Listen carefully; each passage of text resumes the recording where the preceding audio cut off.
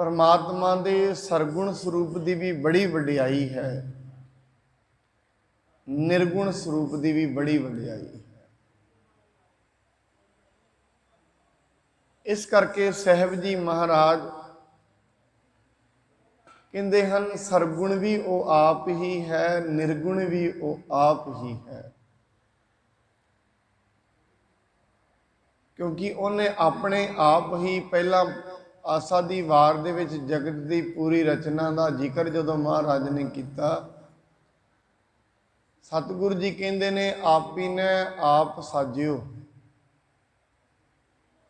आप ही ने रचियो नाओ, दुई कुदरत साजिए कर आसन डिठो जाओ। परमात्मा ने अपने आप को बनाया,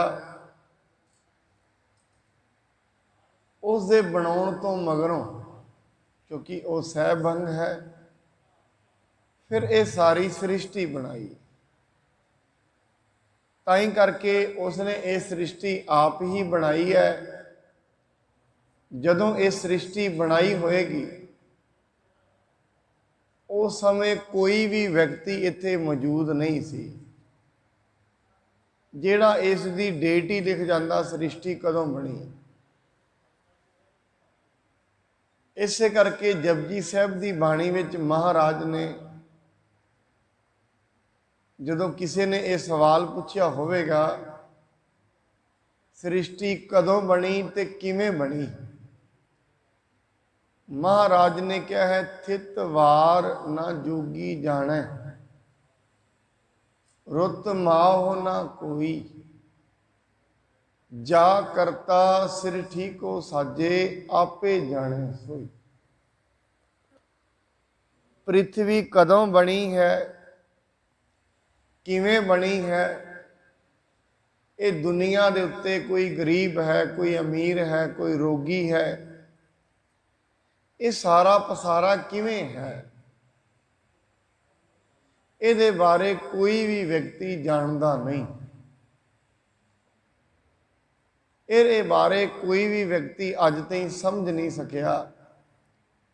पूर्ण रूप दे विच मुकम्मल रूप दे विच ये दुनिया समझी नहीं जा सकती। और महाराज ने यह भी क्या है जपजी साहब दे विच, अंत ना सिफती कहन ना अंत, अंत ना करना देण ना अंत, अंत ना वेखण सुनन ना अंत, अंत ना जापै किया मन मन। भाव जिन्ना मर्जी वेखी जाइए अगे तो अगे चलते रवांगे, इस पसारे का अंत नहीं होना। अज ते वड्डे वड्डे विग्यानी जिहड़े खोज करते ने गलैक्सियां दे उत्ते, वो अपनियां किताबां विच ये लिख गए ने ये जो पसारा है ਇਹਦਾ अंत ही नहीं, कित्थों तई फैलिया होया है। अगे तो अगे उन्होंने खोज की और अंत विच ये कह दिता ਇਹਦਾ अंत ही नहीं, एक इत्थों तई फैलिया होया है। इस ब्रह्मंड का अंत नहीं है। इस करके परमात्मा के रूप दो ने, और तकरीबन साडे देश विच पूजा भी दो रूपों च हुंदी है। एक ते पूजा हुंदी है निर्गुण स्वरूप च, अखां सामने कोई फोटो नहीं। दूजी हुंदी है सरगुण स्वरूप विच,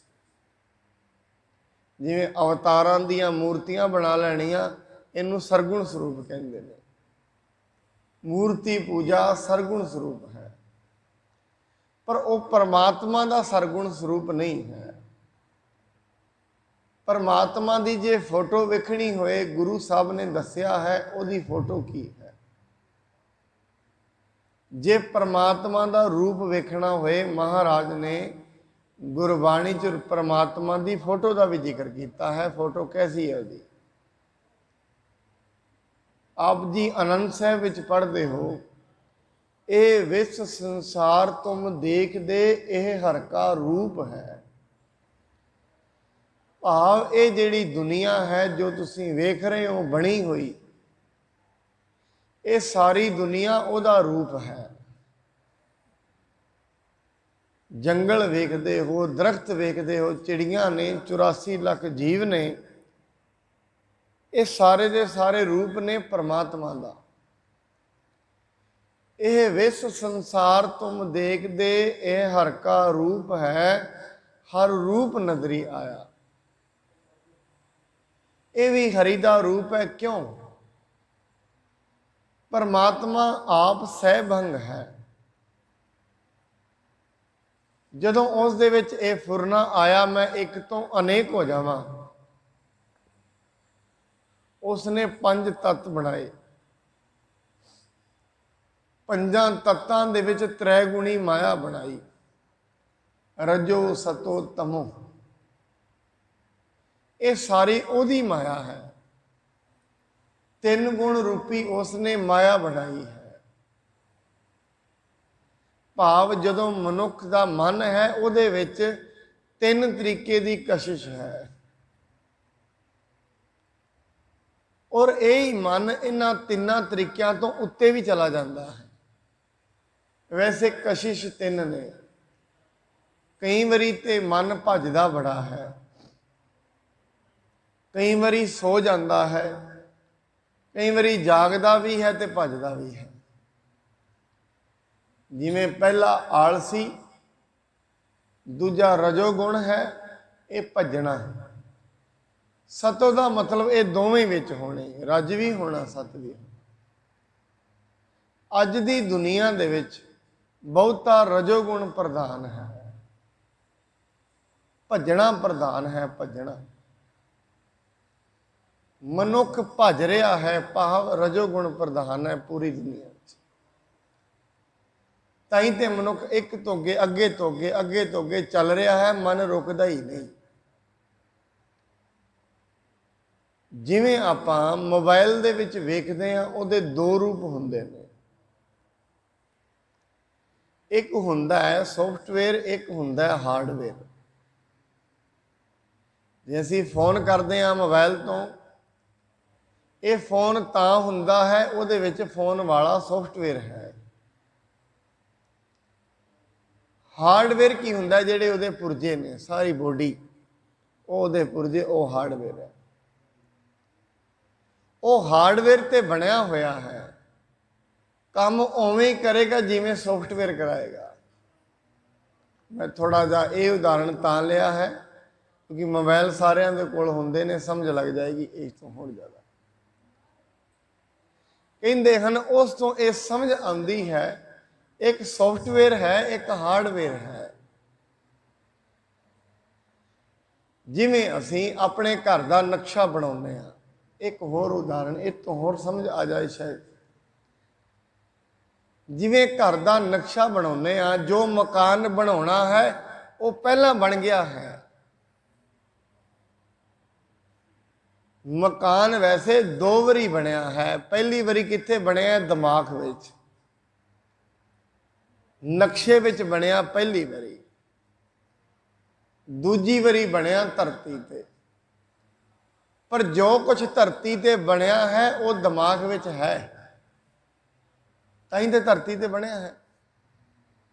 जो कुछ भी धरती ते बनाया असी घर दी जिन्नियां भी चीज़ां ने, वो सारियां पहला दिमाग विच आईयां ने, फिर धरती ते आईयां। इवें परमात्मा दे पहली जिहड़ी जिन्नी वनस्पति है, त्रैगुण रूप है, 5 तत्त ने, पहला परमात्मा दे दिमाग विच ने। मैं चलो दिमाग शब्द वरतदा, इनू चित्ता ही शब्द गुरबाणी च वरतदा, चित्ता। पहला ये परमात्मा दे कोल ये सारा कुछ सी।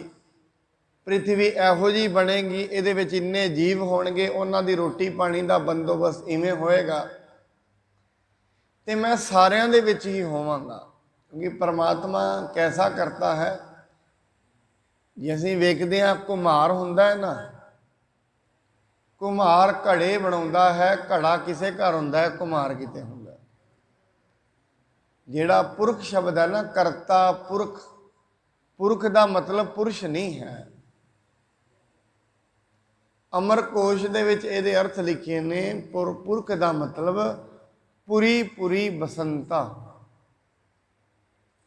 ਜੋ ਹਰੇਕ ਦੇ ਵਿੱਚ ਹੀ ਵਸਿਆ ਹੋਇਆ ਹੈ। ਫਿਰ ਇੱਥੇ ਇੱਕ ਸਵਾਲ ਹੋਰ ਪੈਦਾ ਹੁੰਦਾ ਹੈ, ਬੜਿਆਂ ਦਾ ਇਹ ਸਵਾਲ ਹੈ,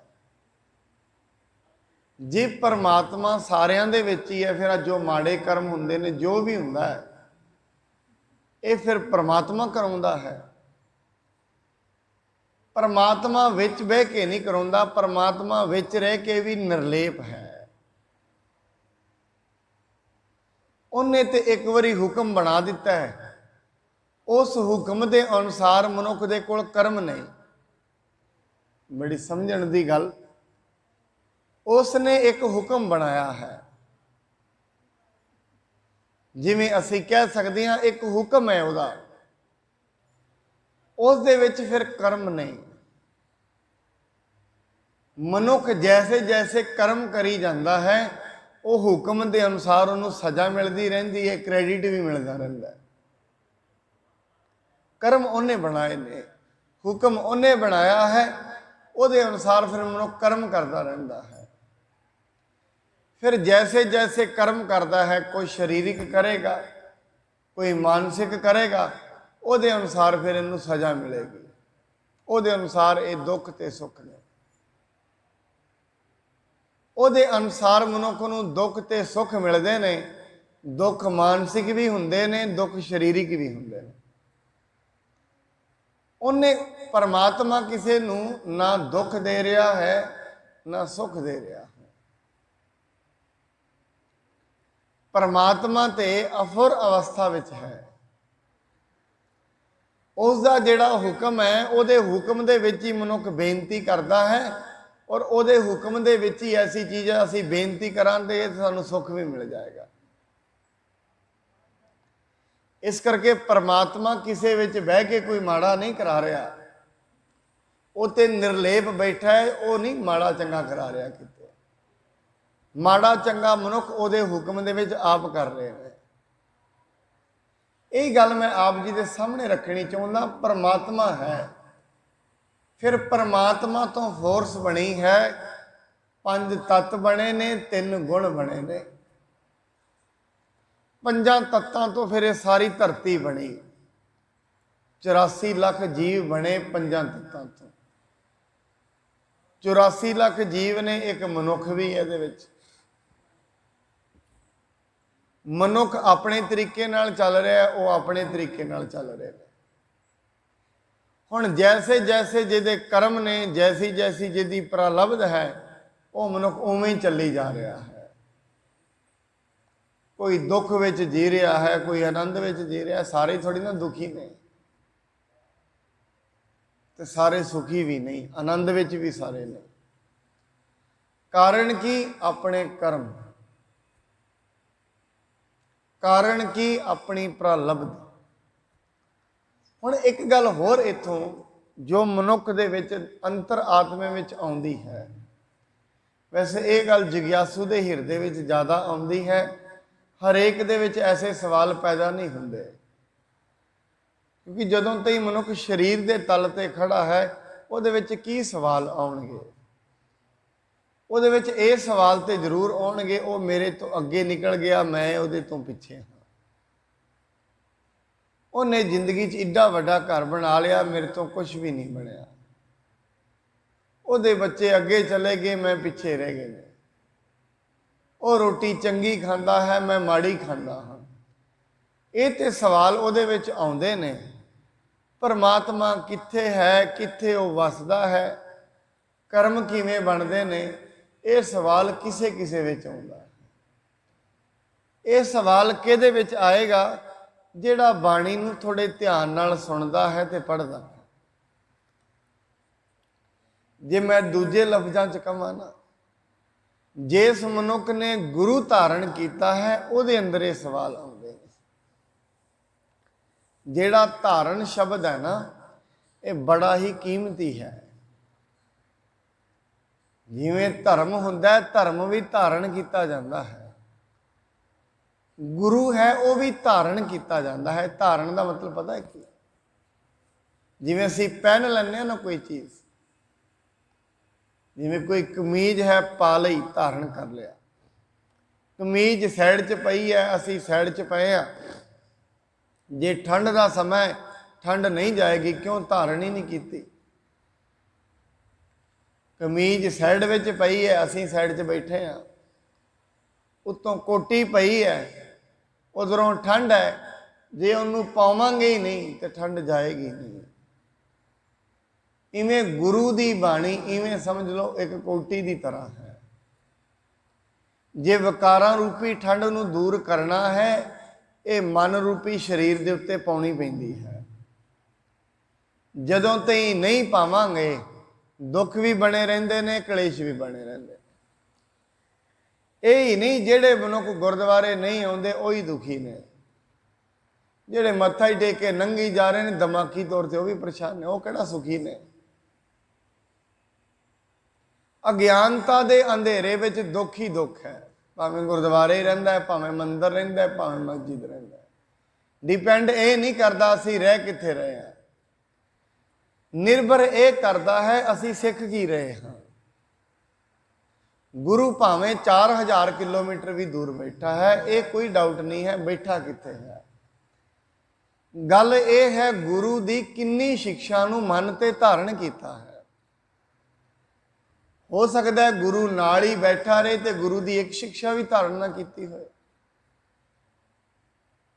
ਔਰ ਐਸਾ ਜਿਹੜਾ ਸਾਡੀ ਦੁਨੀਆ ਦੇ ਵਿੱਚ ਸਾਨੂੰ ਸਾਡੇ ਸਿੱਖ ਇਤਿਹਾਸ ਦੇ ਵਿੱਚ, ਸਿੱਖ ਇਤਿਹਾਸ 'ਚ ਐਸੀ ਗੱਲਾਂ ਵੇਖਣ ਨੂੰ ਮਿਲਦੀਆਂ ਨੇ। ਗੁਰੂ ਗੋਬਿੰਦ ਸਿੰਘ ਮਹਾਰਾਜ ਜੀ ਦੇ ਕੋਲ ਦੁਨੀ ਚੰਦ ਰਹਿੰਦਾ ਹੈ। ਪਹਾੜੀ ਰਾਜਿਆਂ ਨੇ ਬਾਹਰੋਂ ਹਮਲਾ ਕਰ ਦਿੱਤਾ। ਗੁਰੂ ਗੋਬਿੰਦ ਸਿੰਘ ਮਹਾਰਾਜ ਜੀ ਨੂੰ ਪਤਾ ਲੱਗਿਆ ਬਾਹਰੋਂ ਹਮਲਾ ਹੋ ਗਿਆ ਹੈ। ਅਨੰਦਪੁਰ ਸਾਹਿਬ ਦੇ ਕਿਲੇ ਦੀ ਗੱਲ ਹੈ। ਕਹਿੰਦੇ ਮਹਾਰਾਜ ਬਾਹਰੋਂ ਹਮਲਾ ਹੋ ਗਿਆ, ਹਾਥੀ ਆ ਰਿਹਾ। ਮਹਾਰਾਜ ਕਹਿੰਦੇ ਸਾਡੇ ਕੋਲ ਵੀ ਹਾਥੀ ਹੈ। ਸਾਡਾ ਹਾਥੀ ਕੌਣ ਹੈ? ਮਹਾਰਾਜ ਸਾਡਾ ਹਾਥੀ ਦੁਨੀ ਚੰਦ ਹੈ, ਇਹ ਲੜੇਗਾ। ਹੁਣ ਦੁਨੀ ਚੰਦ ਲਗਾਤਾਰ ਕਿੰਨੇ ਸਾਲਾਂ ਤੋਂ ਗੁਰੂ ਸਾਹਿਬ ਕੋਲ ਰਹਿੰਦਾ, ਕਿੰਨੇ ਸਾਲਾਂ ਤੋਂ। ਜਦੋਂ ਉਹਨੂੰ ਪਤਾ ਲੱਗਿਆ ਗੁਰੂ ਜੀ ਨੇ ਮੈਨੂੰ ਹਾਥੀ ਨਾਲ ਲੜਵਾਉਣਾ ਹੈ, ਹੁਣ ਉਹ ਕਹਿੰਦਾ ਹੈ ਇਹ ਤੇ ਮੈਨੂੰ ਮਰਵਾਉਣਗੇ। ਕਿਲੇ ਦੀ ਕੰਧ ਟੱਪ ਕੇ ਤੇ ਭੱਜ ਗਿਆ। ਹੁਣ ਰਹਿੰਦਾ ਤੇ ਗੁਰੂ ਦੇ ਕੋਲ ਹੈ, ਸਰੀਰ ਕਰਕੇ ਗੁਰੂ ਦੇ ਕੋਲ ਹੈ, ਮਨ ਕਰਕੇ ਨਹੀਂ। ਮਨ ਗੁਰੂ ਨੂੰ ਮੰਨਦਾ ਹੀ ਨਹੀਂ। ਗੱਲ ਇਹ ਹੀ ਹੈ, ਡਿਪੈਂਡ ਇਹ ਨਹੀਂ ਕਰਦਾ ਅਸੀਂ ਕਿੰਨੀ ਦੂਰ ਬੈਠੇ ਹਾਂ। ਦੁੱਖ ਰੋਗ ਸਦਾ ਬਣੇ ਹੋਏ ਨੇ। ਮੈਂ ਫਿਰ ਕਹਿ ਦਿਆਂ, ਜੇ ਤੇ ਦੁੱਖਾਂ ਦੀ ਡੈਫੀਨੇਸ਼ਨ ਹੀ ਗਲਤ ਕਰ ਲਈ, ਪਰਿਭਾਸ਼ਾ ਹੀ ਗਲਤ ਕਰ ਲਈ, ਫਿਰ ਤੇ ਦੁਖੀ ਰਵਾਂਗੇ ਹੀ ਰਵਾਂਗੇ। ਪਰਿਭਾਸ਼ਾ ਕੀ ਹੈ ਦੁੱਖਾਂ ਦੀ? ਇੱਕ ਮਨੁੱਖ ਕਹਿੰਦਾ ਹੈ ਮੇਰੇ ਕੋਲ ਮਾਇਆ ਦੀ ਕਮੀ ਹੈ ਤੇ ਮੈਂ ਦੁਖੀ ਹਾਂ। ਠੀਕ ਹੈ, ਮਾਇਆ ਦਾ ਨਾ ਹੋਣਾ ਵੀ ਇੱਕ ਦੁੱਖ ਹੈ, ਪਰ ਬਾਣੀ ਤੇ ਕਹਿੰਦੀ ਬਹੁਤੀ ਹੋ ਜਾਣੀ ਇਹ ਵੀ ਦੁੱਖ ਹੈ, ਬਹੁਤੀ ਹੋ ਜਾਂਦੀ ਹੈ। ਜਿੱਥੇ ਰੱਬ ਦਾ ਨਾਂ ਤੇ ਨਹੀਂ, ਉਸ ਦੀ ਯਾਦ ਤੇ ਨਹੀਂ, ਇਹ ਪਤਾ ਹੀ ਨਹੀਂ ਉਹ ਕੌਣ ਹੈ, ਕੀ ਉਹ ਕਰ ਰਿਹਾ ਹੈ, ਉਹ ਮਨੁੱਖ ਬਹੁਤੀ ਮਾਇਆ ਹੁੰਦਿਆਂ ਵੀ ਪਰੇਸ਼ਾਨ ਰਹਿੰਦੇ ਨੇ। ਇਸ ਦਾ ਕਾਰਨ ਕੀ ਹੈ? ਆਪ ਜੀ ਸਿਆਣੇ ਸਰੋਤੇ ਬੈਠੇ ਹੋ, ਇਸ ਦਾ ਕਾਰਨ ਵੀ ਜਾਣਨਾ ਚਾਹੀਦਾ ਹੈ, ਕਿਉਂਕਿ ਖੋਜ ਪੜਤਾਲ ਤੇ ਕਰਨੀ ਚਾਹੀਦੀ ਹੈ ਨਾ ਗੁਰੂ ਦੀ ਗੱਲ ਤੇ। ਗੁਰੂ ਸਾਹਿਬ ਜੋ ਵੀ ਗੱਲ ਕਹਿੰਦੇ ਨੇ ਉੱਤੇ ਖੋਜ ਤੇ ਕਰੋ। ਪਰ ਮਨੁੱਖ ਇਹ ਸੋਚਦਾ ਹੈ ਮੇਰੀ ਚਿੰਤਾ ਤਾਂ ਲੈ ਸਕਦੀ ਹੈ ਜੇ ਮੇਰੇ ਕੋਲ ਹੋਰ ਹੋ ਜਾਏ। ਬਾਣੀ ਕਹਿੰਦੀ ਹੈ ਹੋਰ ਹੋ ਜਾਏਗੀ ਤੇ ਚਿੰਤਾ ਹੋ ਜਾਏਗੀ। ਅਸੀਂ ਤੇ ਇਹਨੂੰ ਚਿੰਤਾਮਣੀ ਸਮਝ ਬੈਠੇ ਹਾਂ। ਚਿੰਤਾਮਣ ਕੀ ਹੈ? ਚਿੰਤਾਮਣ ਹੁੰਦੀ ਹੈ ਜੇ ਉਹ ਕੋਲ ਆ ਜਾਏ ਤੇ ਸਾਰੀਆਂ ਚਿੰਤਾਵਾਂ ਦੂਰ। ਪਰ ਮਾਇਆ ਚਿੰਤਾਮਣ ਨਹੀਂ ਹੈ। ਬਾਣੀ ਕਹਿੰਦੀ ਹੋਰ ਵਧੇਗੀ ਤੇ ਚਿੰਤਾ ਹੋ ਜਾਏਗੀ। ਜੇ ਮਹਾਰਾਜ ਘਟ ਗਈ ਫਿਰ ਕੀ ਹੋਏਗਾ? ਕਹਿੰਦੇ ਜੇ ਘਟ ਜਾਏਗੀ ਫਿਰ ਦਰ ਦਰ ਤੇ ਘੁੰਮਦਾ ਰਹੇਗਾ, ਕਦੀ ਉੱਥੇ ਘੁੰਮੇਗਾ, ਕਦੀ ਉੱਥੇ ਘਟ ਜਾਏਗੀ ਤੇ ਘੁੰਮੇਗਾ। ਜੇ ਮਹਾਰਾਜ ਘਟੀ ਤੇ ਭੱਜਾਂਗੇ, वधी ते चिंता में जावांगे, फिर सानू राह ते दसो करिए की?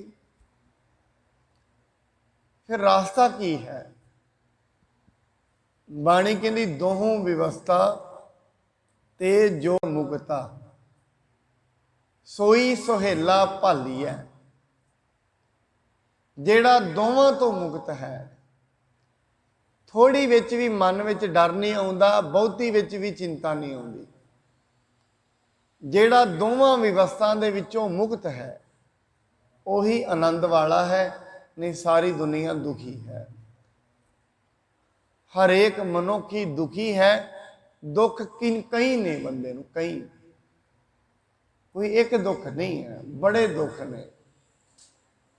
इत्थे बैठे आ, कई प्रकार के दुख चिमड़े हुए ने। ये सारे दुख कदों जाणगे? जिस दिन परमात्मा का ज्ञान होएगा, अनुभव होएगा। जदों तई उसका अनुभव नहीं हुंदा, दुख नहीं जाणगे। रो विचार मैं गल करा, दो स्वरूप ने परमात्मा दे, एक सरगुण है, एक निर्गुण है। और साडे देश विच पूजा पद्धतियां भी दो ने, एक सरगुण दी है, एक निर्गुण दी है। एक तो है मूर्ति बना के ओदी पूजा करनी, मूर्ति बना के ओदी पूजा करते हैं, ये सरगुण उपासना है। जेदी पूजा करांगे ओदी फोटो भी दिमाग में आएगी, इनू सरगुण भगती कहते हैं। निर्गुण भगती की है? शब्द गुरु सुरत तुन चेला, ये निर्गुण भगती है। कोई फोटो नहीं, कोई भी धार्मिक चिन्ह बंदगी करन लग्या अगे रखना ही नहीं, इनू कहते हैं निर्गुण भगती। तकरीबन महाराज ने दोवां नू एक्सैप्ट किया है, दोवें भगतियां नू मन्निया भी है, दोवें भगतियां नू एक्सैप्ट भी किया है। महाराज हुण कहंदे ने जो परमात्मा निर्गुण है वही सरगुण है। सरगुण निर्गुण निरंकार, सुन समाधि आप। हुण सुन की है ते समाधि की है, यह भी समझना पएगा। जे असीं सुन नूं समझना होए ना, बहुता ज़्यादा डूंगा जाण की लोड़ नहीं। कई बारी असीं ऐसा वेखदे हां, जिवें उंगल हुंदे ना, अपनी उंगल नूं दंदां थल्ले दबाईए ना, ते बड़ी जोर ला के इनू दबीए, अंदर जैसी अवस्था बनेगी वो सुन्न अवस्था है। भाव कोई भी विचार ना चलना। जिथे कोई भी विचार ना चले उन्होंने कहते हैं सुन। इनू दुनियावी तौर तो ही शब्द लिया गया है सुन, कि जिन्ने भी शब्द असीं लैंदे आ प्रतीकात्मक शब्द लैंदे आ धर्म दे विच। जिवें एक जंगल होए, जंगल विच दूर दूर तो कोई मनुख नहीं, जानवर नहीं, पंछी नहीं, असीं कहंदे इत्थे ते बड़ी सुनसान है। दूजा उदाहरण लईए, अपने घर जाने हाँ, घर विच कोई भी ना होए, दरवाजा खुला होए, अंदर वड़ीए, असीं कहने घर ते सुन्ना पिया सी। सुन्ने का मतलब कोई भी अंदर नहीं सी, इनू कहंदे ने सुन। धर्म दे विच इनू सुन अवस्था कहंदे ने। सुन का मतलब की? जिथे कोई भी चिंता नहीं, कोई भी विचार नहीं। जदों मन ही नहीं रहा फिर विचार कित्थों उठणगे? जदों तई मन है उदों तई विचार नहीं। पहला ये शरीर, फिर इस शरीर नूं चलाउण वाला दूजा शरीर, उन्होंने सूक्ष्म कहंदे ने। फिर उस शरीर नूं वेखण वाला तीजा शरीर, उन्होंने आत्म कहंदे ने। मैं फिर बेनती करा, पहला तो ये वाला शरीर, फिर इस नूं चलाउण वाला दूजा शरीर। जिवें हत्थ हिलदे ने ना साडे, सब कुछ हो रहा है, ऐ जदों मनुख की डैथ हो जाती है फिर क्यों नहीं हिलते? क्योंकि जो इनू ड्राइव कर रहा सी वो नहीं रहा। असी प्राण का मतलब ऑक्सीजन समझ लेंदे आ, ऑक्सीजन प्राण नहीं हुंदे। साध संगत ਅਸੀਂ ਕਹਿੰਦੇ ਪੁਰਾਣੇ ਦੇ ਪ੍ਰਾਣ ਨਿਕਲ ਗਏ। ਪ੍ਰਾਣ ਦਾ ਮਤਲਬ ਕਿਤੇ ਵਾਯੂ ਨਹੀਂ, ਆਕਸੀਜਨ ਤੇ ਮਨੁੱਖ ਨੂੰ ਵੈਂਟੀਲੇਟਰ ਤੇ ਵੀ ਦਿੱਤੀ ਜਾਂਦੀ ਹੈ। ਇਹ ਸਾਰੇ ਮਨੁੱਖ ਸਦਾ ਹੀ ਜਿਉਂਦੇ ਰਹਿਣਗੇ ਕਿ ਹਵਾ ਤੇ ਆਕਸੀਜਨ ਤੇ ਦਿੱਤੀ ਜਾ ਰਹੀ ਨਹੀਂ। ਪ੍ਰਾਣ ਹੋਰ ਚੀਜ਼ ਨੇ, ਜਿਹਨੂੰ ਅਸੀਂ ਪ੍ਰਾਣ ਕਹਿੰਦੇ ਹਾਂ, ਉਹ ਇੱਕ ਸ਼ਕਤੀ ਹੈ ਜਿਹਨੇ ਇਹ ਸਰੀਰ ਨੂੰ ਰੋਕਿਆ ਹੋਇਆ ਹੈ। ਪਰ ਉਹ ਜਿਹੜੀ ਸ਼ਕਤੀ ਹੈ ਹਵਾ ਦੇ ਨਾਲ ਜੁੜੀ ਹੋਈ ਹੈ, ਤਾਂ ਕਰਕੇ ਉਹਨੂੰ ਪ੍ਰਾਣ ਕਹਿੰਦੇ ਨੇ। ਨਹੀਂ, ਪ੍ਰਾਣ ਦਾ ਮਤਲਬ ਕਿਤੇ ਹਵਾ ਦਾ ਨਿਕਲ ਜਾਣਾ ਨਹੀਂ ਹੈ। ਜਿਵੇਂ ਅਸੀਂ ਵੇਖਦੇ ਹਾਂ, ਜਿਵੇਂ ਇਹ ਮਾਈਕ ਚੱਲ ਰਿਹਾ ਹੈ ਨਾ, ਇਹ ਮਾਈਕ, ਇਹਦੇ ਵਿੱਚ ਲਾਈਟ ਨਾ ਆਏ ਜਿਹੜੀ ਇਹ ਆ ਰਹੀ ਹੈ, ਤੇ ਕੀ ਇਹ ਚੱਲੇਗਾ? ਨਹੀਂ। ਮਾਈਕ ਤੇ ਹੈ, ਚੱਲੇਗਾ ਨਹੀਂ। ਕਿਉਂ? ਇਸ ਦੇ ਜਿਹੜੇ ਪ੍ਰਾਣ ਨੇ, ਕਿਉਂਕਿ ਆਵਾਜ਼ ਇਹ ਉਦੋਂ ਹੀ ਦੇਵੇਗਾ ਜਦੋਂ ਇਹਦੇ ਵਿੱਚ ਪ੍ਰਾਣ ਹੋਣਗੇ। ਤੇ ਇਹਦਾ ਪ੍ਰਾਣ ਕੀ ਹੈ? ਇਲੈਕਟ੍ਰੀਸਿਟੀ, ਬਿਜਲੀ। ਜੇ ਇਹਦੇ ਪ੍ਰਾਣ ਬਿਜਲੀ ਹੋਏਗਾ ਤੇ ਮੇਰੀ ਆਵਾਜ਼ ਆਪ ਤੇ ਆ ਜਾਏਗੀ? ਨਹੀਂ ਆਏਗੀ। ਇਹਦੇ ਪ੍ਰਾਣ ਨੇ ਬਿਜਲੀ। ਐਵੇਂ ਮਨੁੱਖ ਦੇ ਜਿਹੜੇ ਪ੍ਰਾਣ ਨੇ ਕੁਝ ਹੋਰ ਨੇ, ਉਹ ਪ੍ਰਾਣ ਹੁੰਦੇ ਨੇ ਤੇ ਬਾਹਰ ਆਵਾਜ਼ ਆ ਜਾਂਦੀ ਹੈ। ਪ੍ਰਾਣ ਨਿਕਲ ਜਾਣ ਤੇ ਆਵਾਜ਼ ਨਹੀਂ ਆਉਂਦੀ। ਸਰੀਰ ਫਿਰ ਵੀ ਰਹਿੰਦਾ ਹੈ, ਜ਼ੁਬਾਨ ਵੀ ਰਹਿੰਦੀ ਹੈ, ਕੰਨ ਵੀ ਰਹਿੰਦੇ ਨੇ, ਅੱਖਾਂ ਵੀ ਰਹਿੰਦੀਆਂ ਨੇ, ਪਰ ਪ੍ਰਾਣ ਨਹੀਂ ਹੁੰਦੇ। ਪ੍ਰਾਣ ਨਾ ਹੁੰਦਿਆਂ ਹੀ ਆਵਾਜ਼ ਨਹੀਂ ਨਿਕਲਦੀ। ਇਸ ਕਰਕੇ ਸਰਗੁਣ ਤੇ ਨਿਰਗੁਣ ਦੋ ਧਾਰਾਵਾਂ ਨੇ। ਇੱਕ ਇਹ ਸਰੀਰ ਹੈ, ਇੱਕ ਸੂਖਸ਼ਮ ਸਰੀਰ ਹੈ ਜਿਹੜਾ ਇਹਨੂੰ ਸਾਰਿਆਂ ਨੂੰ ਚਲਾਉਂਦਾ ਹੈ। ਉਹਨੂੰ ਮਨ ਵੀ ਕਹਿ ਸਕਦੇ, ਕਿਉਂਕਿ ਹਜੇ ਤਾਈਂ ਮਨ ਹੀ ਚਲਾ ਰਿਹਾ ਹੈ ਇਸ ਸਰੀਰ ਨੂੰ। ਮਨ ਜੋ ਚਾਹੁੰਦਾ ਹੈ ਉਹੀ ਕਰਦਾ ਹੈ। ਫਿਰ ਇਸੇ ਮਨ ਦੇ ਵਿੱਚ ਗੁਰੂ ਦੇ ਸ਼ਬਦ ਰੱਖੇ ਜਾਂਦੇ ਨੇ। ਫਿਰ ਇਹਨੂੰ ਕਹਿੰਦੇ ਅਸੀਂ ਮਨ ਬਦਲ ਜਾਂਦਾ ਹੈ। ਫਿਰ ਸਰੀਰ ਆਪਣੀ ਮਰਜ਼ੀ ਨਾਲ ਨਹੀਂ ਚੱਲਦਾ, ਗੁਰੂ ਦੀ ਮਰਜ਼ੀ ਨਾਲ ਚੱਲਦਾ ਹੈ। ਫਿਰ ਇਹ ਜ਼ੁਬਾਨ ਆਪਣੀ ਮਰਜ਼ੀ ਨਾਲ ਨਹੀਂ ਖਾਂਦੀ, ਜੋ ਗੁਰੂ ਕਹਿੰਦਾ ਹੈ ਉਹ ਖਾਂਦੀ। ਕੰਨ ਉਹ ਸੁਣਦੇ ਨੇ ਜੋ ਗੁਰੂ ਨੇ ਕਿਹਾ ਹੈ। ਫਿਰ ਜਿਵੇਂ ਜਿਵੇਂ ਮਨੁੱਖ ਇਹ ਪ੍ਰੈਕਟਿਸ ਕਰੇਗਾ, ਆਪਣੇ ਆਤਮਾ ਤਾਈਂ ਪਹੁੰਚ ਜਾਏਗਾ, ਇਸ ਸਰੀਰ ਤੋਂ ਮੁਕਤ ਹੋ ਜਾਏਗਾ। ਇਹ ਸਰੀਰ ਤੋਂ ਮੁਕਤ ਹੋਣਾ ਹੀ ਨਿਰਗੁਣ ਸਰੂਪ ਤਾਈਂ ਪਹੁੰਚਣਾ ਹੈ। ਜਿਵੇਂ ਸਾਡਾ ਇਹ ਸਰਗੁਣ ਸਰੂਪ ਹੈ, ਆ ਸੋ ਕੁਝ ਵਿਖ ਰਿਹਾ ਹੈ, ਆਪ ਜੀ ਦਾ ਸਰਗੁਣ ਸਰੂਪ ਹੈ। ਇਸ ਤੋਂ ਅੰਦਰ ਇੱਕ ਸੂਖਸ਼ਮ ਸਰੀਰ ਹੈ, ਉਸ ਤੋਂ ਪਿੱਛੇ ਦੂਜਾ ਸਰੀਰ ਹੈ। ਇਹ ਸਰਗੁਣ ਹੈ, ਇਹਨੂੰ ਚਲਾਉਣ ਵਾਲਾ ਵੀ ਕੋਈ ਹੈ, ਉਹ ਵਿਖਦਾ ਨਹੀਂ ਹੈ। ਉਹਨੂੰ ਸੰਸਕਾਰਾਂ ਦਾ ਸਰੀਰ ਵੀ ਅਸੀਂ ਕਹਿ ਦਿੰਦੇ ਹਾਂ। ਇਸ ਕਰਕੇ ਮਰਦਾ ਕੀ ਹੈ? ਬਾਣੀ ਇਸੇ ਕਰਕੇ ਕਹਿੰਦੀ ਹੈ, ਨਾ ਕੋਈ ਮਰਦਾ ਹੈ ਨਾ ਕੋਈ ਜੰਮਦਾ ਹੈ। ਇਹ ਤੇ ਜਿਹੜੇ ਪੰਜ ਤੱਤ ਨੇ, ਜਿੱਥੋਂ ਜਿੱਥੋਂ ਨਿਕਲੇ ਨੇ ਉੱਥੇ ਹੀ ਮਿਲ ਜਾਣਗੇ। ਫਿਰ ਮਰਿਆ ਤੇ ਨਹੀਂ ਕੋਈ। ਕਹੋ ਨਾਨਕ ਗੁਰ ਭਰਮ ਚੁਕਾਇਆ, ਨਾ ਕੋ ਮਰੈ ਨਾ ਆਵੇ ਜਾਇਆ। ਫਿਰ ਇੱਥੋਂ ਮਨੁੱਖ ਇੱਕ ਵਾਰੀ ਤੇ ਇਹ ਵੀ ਸੋਚ ਲੈਂਦਾ ਹੈ, ਮੈਂ ਕਿਹੜਾ ਮਰਨਾ ਹੈ। ਸਰੀਰ ਮਰ ਜਾਏਗਾ ਤੇ ਸਾਰੇ ਵਿਕਾਰ ਵੀ ਖਤਮ ਹੋ ਜਾਣਗੇ। ਨਹੀਂ, ਇਹ ਸ਼ਬਦ ਦੀ ਵਿਆਖਿਆ ਮਹਾਰਾਜ ਪਤਾ ਕੀ ਕਰ ਰਹੇ ਨੇ? ਕਹਿੰਦੇ ਸਰੀਰ ਦਾ ਤੇ ਮਰ ਜਾਏਗਾ, ਪਰ ਜੋ ਸਰੀਰ ਨੂੰ ਚਲਾਉਣ ਵਾਲੀ ਫੋਰਸ ਹੈ, ਸੰਸਕਾਰ, ਉਹ ਨਹੀਂ ਮਰੇ। ਉਹ ਸੰਸਕਾਰ ਦੁਬਾਰਾ ਜਨਮ ਲੈਣਗੇ, ਕਿਉਂਕਿ ਉਹ ਸੰਸਕਾਰ ਆਪਣੇ ਤੀਜੇ ਆਤਮਾ ਤਾਈਂ ਨਹੀਂ ਪਹੁੰਚੇ। ਇਸ ਕਰਕੇ ਸਰਗੁਣ ਨਿਰਗੁਣ ਨਿਰੰਕਾਰ ਸੁਨ ਸਮਾਧੀ ਆਪ।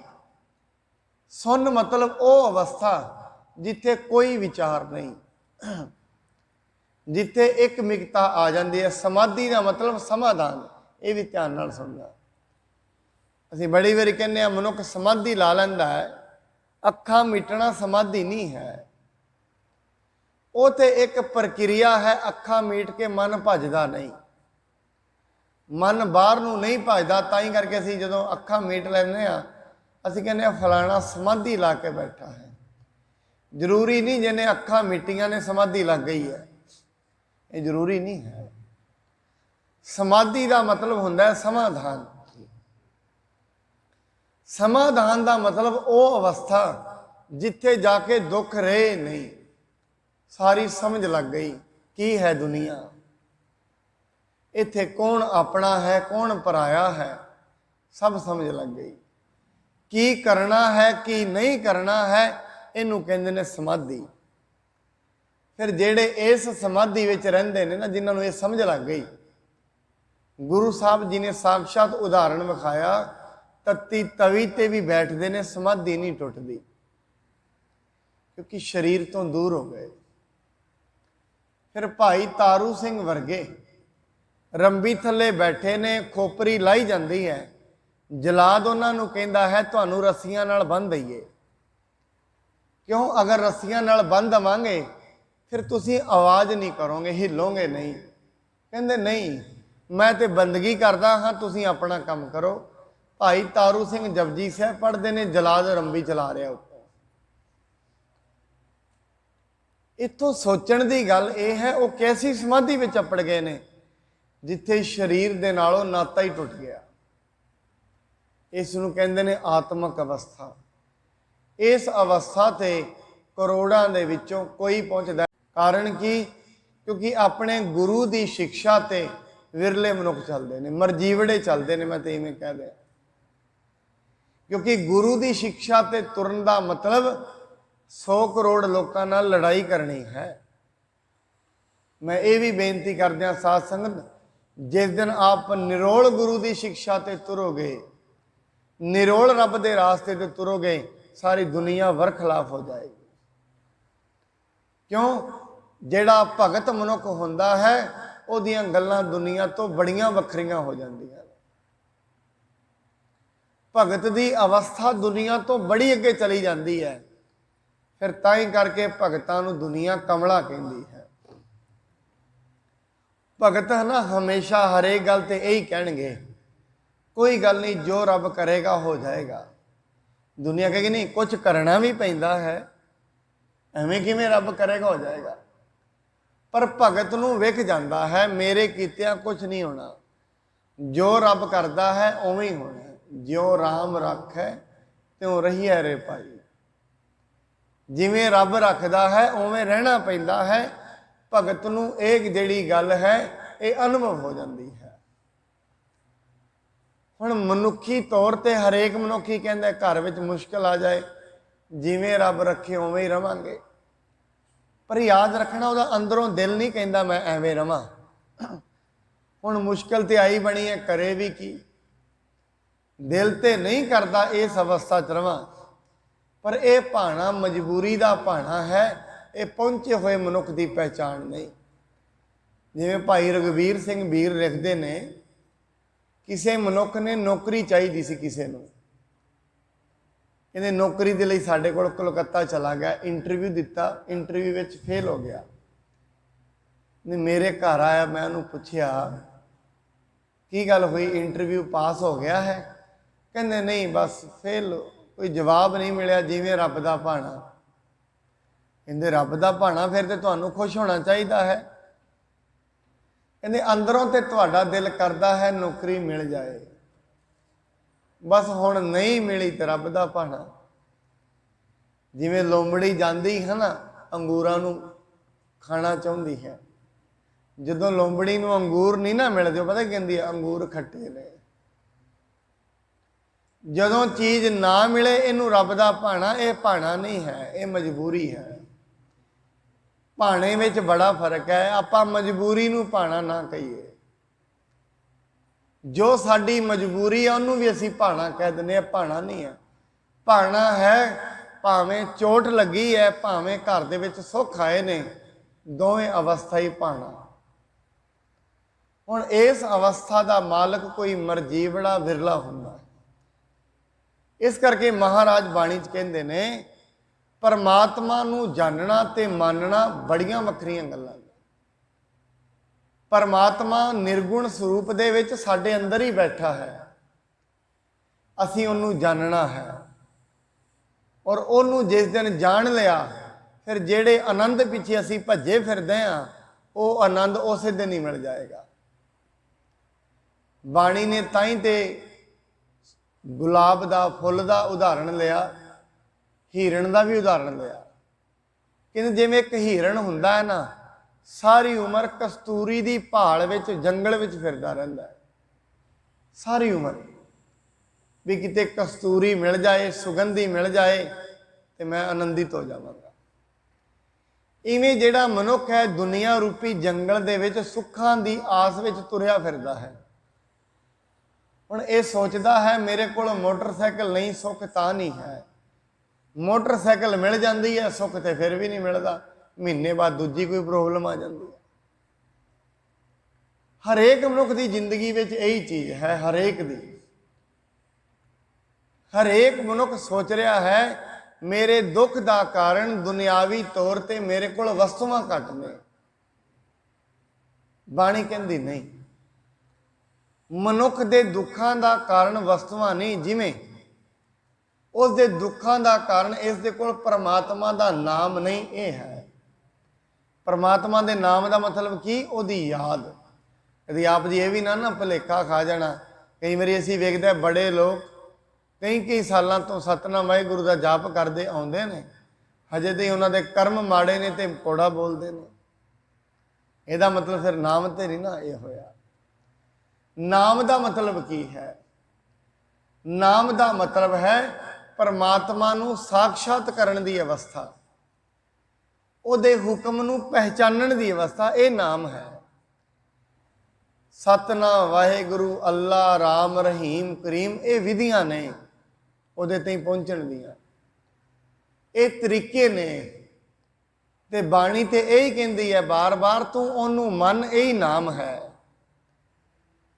ਤੂੰ ਬਾਰ-ਬਾਰ ਉਹਦੇ ਅੱਗੇ ਬੇਨਤੀਆਂ ਕਰ, ਇਹੀ ਨਾਮ ਹੈ।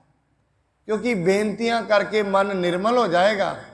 ਜਿਵੇਂ ਹੀ ਮਨ ਨਿਰਮਲ ਹੋ ਗਿਆ, ਬੁੱਧੀ ਸਮਝਣ ਲੱਗ ਜਾਏਗੀ। ਜਿਵੇਂ ਹਿਰਨ ਨੂੰ ਸਾਰੀ ਉਮਰ ਕਸਤੂਰੀ ਨਹੀਂ ਲੱਭਦੀ, ਅੰਤ ਦੇ ਵਿੱਚ ਦੁਨੀਆ ਤੋਂ ਐਵੇਂ ਹੀ ਚਲਾ ਜਾਂਦਾ ਹੈ। ਸ਼ਿਕਾਰੀ ਹਿਰਨ ਮਾਰ, ਇੱਕ ਸ਼ਿਕਾਰੀ ਆਉਂਦਾ ਹੈ, ਹਿਰਨ ਦੇ ਤੀਰ ਮਾਰਦਾ ਹੈ ਤੇ ਨਾਭੀ ਚੋਂ ਕਸਤੂਰੀ ਕੱਢ ਲੈਂਦਾ। ਜਿਉਂ ਕਸਤੂਰੀ ਮਿਰਗ ਨਾ ਜਾਣੈ, ਭਰਮ ਦਾ ਭਰਮ ਭੁਲਾਇਆ। ਇਵੇਂ ਮਨੁੱਖ ਜਨਮ ਤੋਂ ਲੈ ਕੇ ਬੁਢੇਪੇ ਦੀ ਅਵਸਥਾ ਤਾਈਂ ਦੁਖੀ ਰਹਿੰਦਾ ਹੈ। ਬਸ ਇਹ ਗੱਲ ਹੈ, ਪਹਿਲਾਂ ਦੁੱਧ ਪਿੱਛੇ ਰੋਂਦਾ ਸੀ, ਜਵਾਨੀ ਵਿੱਚ ਕਿਸੇ ਹੋਰ ਚੀਜ਼ ਪਿੱਛੇ ਰੋਂਦਾ ਸੀ, ਬੁਢੇਪੇ 'ਚ ਕਿਸੇ ਹੋਰ ਚੀਜ਼ ਪਿੱਛੇ ਰੋ ਰਿਹਾ। ਰੋਣਾ ਨਹੀਂ ਮੁੱਕਿਆ। ਰੋਣ ਦੇ ਕਾਰਨ ਤੇ ਬਦਲ ਗਏ ਨੇ, ਰੋਣਾ ਨਹੀਂ ਮੁੱਕਿਆ। ਇੱਕ ਹੋਰ ਯਾਦ ਕਰ ਲੈਣਾ, ਦੁੱਖਾਂ ਦੇ ਕਾਰਨ ਤੇ ਬਦਲ ਜਾਂਦੇ ਨੇ, ਦੁੱਖ ਨਹੀਂ ਬਦਲਦਾ। ਦੁੱਖ ਇੱਕੋ ਹੀ ਹੈ। ਦੁੱਖ ਦੇ ਕਾਰਨ ਬਦਲ ਜਾਂਦੇ ਨੇ। ਜਵਾਨੀ ਵਿੱਚ ਕਿਸੇ ਹੋਰ ਚੀਜ਼ ਕਰਕੇ ਦੁੱਖ ਮਿਲਦਾ ਸੀ, ਬੁਢੇਪੇ ਵਿੱਚ ਕਿਸੇ ਹੋਰ ਚੀਜ਼ ਕਰਕੇ ਦੁੱਖ ਮਿਲਦਾ ਹੈ। ਦੁੱਖਾਂ ਦੇ ਕਾਰਨ ਬਦਲ ਗਏ ਨੇ, ਦੁੱਖ ਨਹੀਂ ਬਦਲੇ। ਰੋਣ ਦੇ ਕਾਰਨ ਬਦਲ ਗਏ ਨੇ, ਰੋਣਾ ਨਹੀਂ ਬਦਲਿਆ। ਰੋਣਾ ਉਵੇਂ ਹੀ ਹੈ। ਕਾਰਨ ਕੀ? ਗੁਰੂ ਤੇਗ ਬਹਾਦਰ ਮਹਾਰਾਜ ਕਹਿੰਦੇ ਨੇ ਇਹ ਵੀ ਜਾਣ ਲੈਣਾ, ਹੋ ਸਕਦਾ ਹੈ ਬਜ਼ੁਰਗੀ ਦੀ ਅਵਸਥਾ ਆ ਜਾਏ ਪਰ ਬੁੱਧੀ ਦੇ ਵਿੱਚ ਸਮਝ ਆ ਜਾਏ, ਇਹ ਵੀ ਜ਼ਰੂਰੀ ਨਹੀਂ।